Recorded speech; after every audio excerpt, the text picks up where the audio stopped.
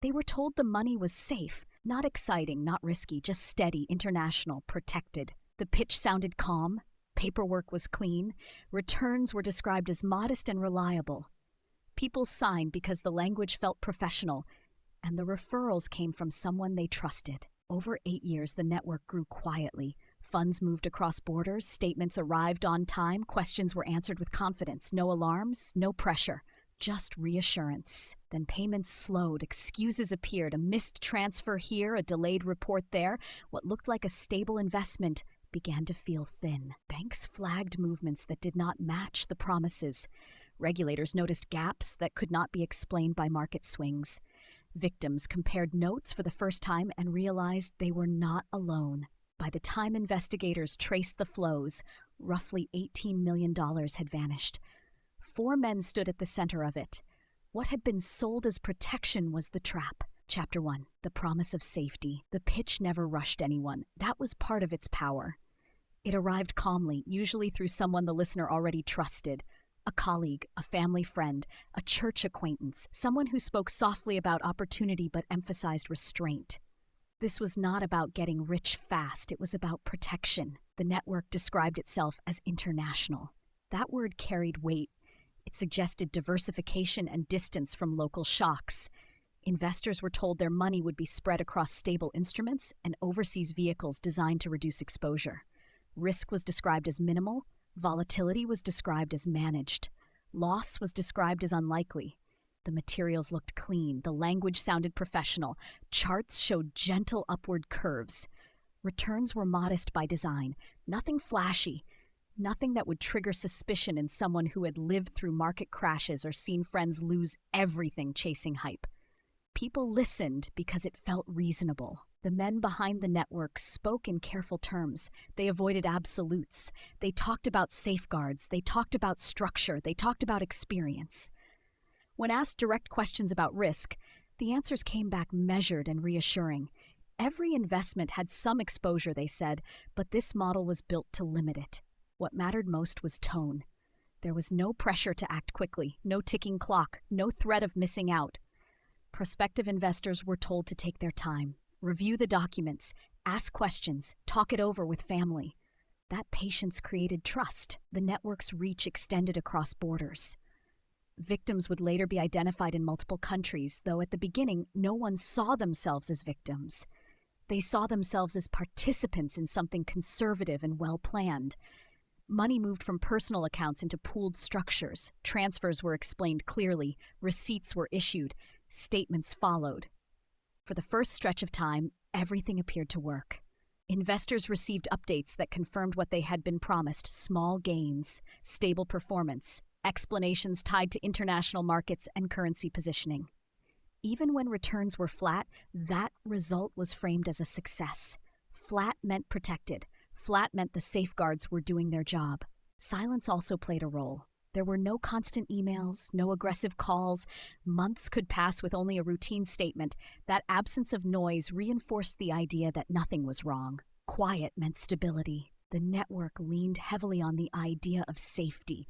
That word appeared again and again, sometimes directly, sometimes implied. Safe from market swings, safe from domestic instability, safe because of experience, safe because of structure. Over time, more people joined. Referrals mattered. A satisfied investor carried more weight than any brochure. When someone said they had been in for years and never had a problem, others listened. Trust stacked on trust. Money accumulated slowly. No single deposit raised concern. No single investor felt exposed.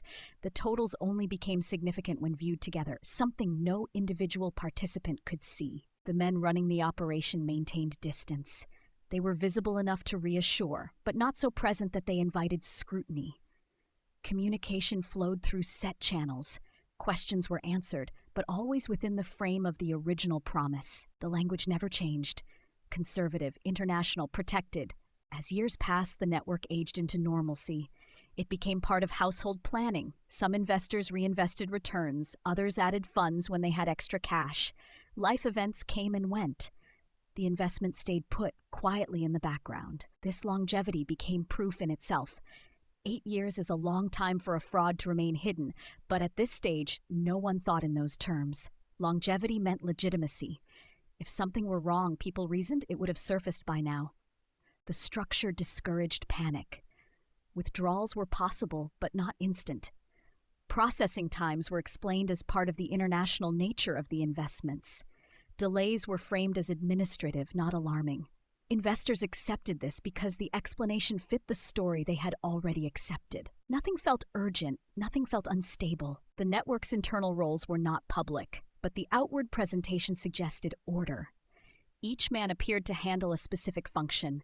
One spoke more, another handled documentation, another dealt with logistics. This division of labor reinforced the image of a professional operation rather than a loose arrangement.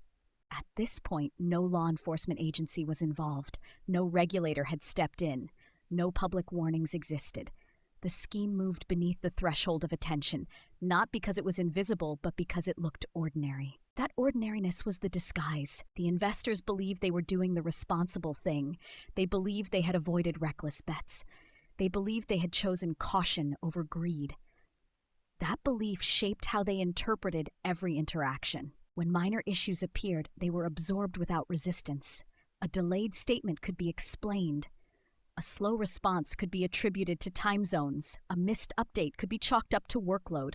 Each explanation leaned on the same foundation: international complexity, safety through patience. The network relied on that patience. By the time any individual investor might have considered raising a serious concern, they often looked around and saw no one else doing so. Isolation prevented comparison. No one knew the full scope. No one knew how many others were involved. Each person thought their experience was singular. The men at the center continued to speak with confidence. They did not overpromise. They did not escalate claims. They stayed within the boundaries that had worked from the beginning. That consistency kept doubts quiet. What no investor could see was where the risk truly lived. It was not in foreign markets or currency fluctuations. It was not in geopolitical shifts or economic cycles. It was concentrated in control. Who held the money? Who decided where it went? Who could move it without immediate detection? Those questions remained unasked, not because investors were careless, but because the system was built to make those questions feel unnecessary. At the end of this phase, nothing had collapsed. No alarms had sounded. The network was intact. The money appeared to be working. Trust remained high. The danger was already present, but it was silent. Chapter 2. The cracks in the structure. The first signs did not look like a collapse. They looked like paperwork problems. An investor asked about a transfer that had not arrived when expected. The explanation came back measured and technical: a processing delay, a compliance review, international clearing times. The language was familiar and reassuring. It fit the story everyone already believed. A second delay followed months later, then a third. Each one came with a different reason, but the tone never changed. Calm, confident, controlled. At the same time, banks began to notice movement that did not align with the stated purpose of the accounts. Funds entered pooled structures and left in patterns that did not match conservative investment activity. Transfers moved through layers. Some destinations did not resemble regulated investment vehicles at all. Those observations did not trigger immediate action. Financial institutions flag irregularities quietly. They document, they monitor, they wait for patterns. The pattern emerged slowly. Across borders, small groups of investors began to compare experiences. This did not happen through formal channels. It happened through personal conversations. Someone mentioned a delay. Someone else admitted the same thing had happened to them. The realization was subtle at first, then unsettling. What felt isolated no longer was. Regulatory bodies received complaints that on their own did not appear urgent. A delayed withdrawal, confusing documentation, inconsistent explanations. None of it proved fraud. But when viewed together, the complaints described the same structure, the same promises, and the same four names. Financial analysts started tracing money flows. They followed the path from investor deposits to their supposed destinations. What they found did not match the marketing claims. Funds that were described as internationally diversified were not consistently invested in identifiable instruments. Some money circulated between internal accounts, some was redirected to personal or unrelated entities, some moved in ways that obscured its final use. This was the point where suspicion hardened into concern. Investigators faced an immediate challenge: Poor management and fraud can look similar at the surface. Losses can occur without criminal intent. Markets can turn. Strategies can fail. To move forward, authorities needed to show that the misrepresentations were deliberate. The four men at the center of the network did not panic. Outwardly, nothing changed. Communications continued, statements were issued, explanations stayed within the same framework that had worked for years. Privately, pressure increased. Requests for documentation grew more specific. Regulators asked for proof of investment placements. Banks requested clarification on transfer purposes. Time frames tightened. The tolerance that comes with ambiguity began to fade. Internally, roles became clearer to investigators. Records showed who authorized transfers. Communications revealed who crafted the messaging. Account access logs identified who controlled movement. Each piece of data narrowed the field. The international nature of the scheme complicated enforcement. Jurisdiction mattered. Different countries had different thresholds and timelines. Coordination required formal requests and patient collaboration. That delay worked in the network's favor, at least temporarily. Money continued to move. Some victims attempted to withdraw funds entirely. Those requests met resistance. Processing periods extended. Additional documentation was requested. New conditions appeared that had not been emphasized before. Each obstacle was explained as necessary. Each explanation bought time. For some investors, fear replaced trust. For others, denial took hold. They had believed in the system for years. Accepting that it might be false meant accepting loss, and that was harder than waiting. The investigation gained momentum when analysts compared promised returns with actual financial activity. The gap was not a matter of underperformance. It was structural.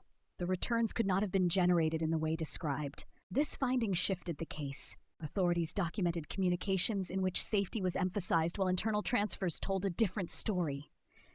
The language used to reassure investors was compared with the actions taken behind the scenes. The contrast mattered. At this stage, the scheme was no longer viewed as a series of mistakes. It was viewed as a constructed narrative. Each of the four men occupied a distinct position within that narrative. One handled external relationships and trust building. Another managed documentation and reporting. Another oversaw movement of funds. Another coordinated across entities. None of these roles existed in isolation.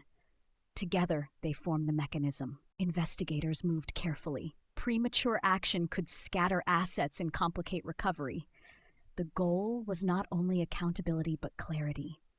They needed to show how the system worked from pitch to payout to diversion. As scrutiny intensified, the network's language grew more defensive. Updates referenced regulatory reviews. Assurances leaned more heavily on compliance. The calm remained, but it was strained. Behind the scenes, accounts were examined in detail. Timelines were built. Each transfer was placed in sequence. The longer view revealed something individual investors never saw. The scheme did not rely on growth alone. It relied on control and opacity. By the end of this phase, the illusion had weakened beyond repair. Victims understood that delays were not temporary. Regulators understood that misrepresentation was central. Investigators understood who needed to be held responsible. The countdown had begun. The question was no longer whether the structure was flawed. It was whether the evidence would be enough to prove it in court before the remaining money disappeared. Chapter 3. The verdict and the cost. The charges did not arrive all at once. They came after months of coordination, review, and verification. By the time formal filings were prepared, investigators had mapped the network from first pitch to final transfer. The structure that once appeared conservative and orderly now read as deliberate and misleading. Prosecutors laid out the case in plain terms. The investments marketed as safe were never positioned as described. Funds were pooled under the promise of international diversification, then redirected in ways that served the operators rather than the investors. The language of protection had been used as a tool. In court, the timeline mattered. 8 years of activity showed consistency, not accident. The same claims repeated, the same explanations recycled, the same control maintained by the same four men. This was not a single failure. It was a sustained pattern. Evidence focused on contrast. Marketing materials were placed beside bank records. Reassuring emails were read alongside transfer authorizations. What investors were told was compared directly with what the money actually did. The gap was clear and persistent. Defense arguments centered on complexity and intent. International finance is complicated, they said. Markets shift, strategies evolve. Not every loss is criminal. Those points were acknowledged but tested against the evidence. Complexity does not explain false assurances. Evolution does not explain concealed movement. Witnesses described how they had been recruited. They spoke about trust and patience. They explained why they did not question delays earlier. Their testimony was not emotional. It was factual. It showed how ordinary caution had been turned against them. Financial experts detailed the mechanics. They explained why the promised returns could not have been generated within the described framework. They showed how internal transfers masked the absence of real investment activity. Their language was technical, but direct. The court established total losses at approximately $18 million. That figure represented combined investments across multiple countries. It did not account for opportunity cost or personal hardship. It was the measurable damage. Each defendant's role was addressed individually. Authority was traced through access and decision-making. Control mattered more than titles. Those who authorized movement and crafted messaging were held responsible for the outcome. The verdicts followed. All 4 men were convicted. Sentencing reflected the scale and duration of the scheme. The court acknowledged the planning involved and the number of victims affected.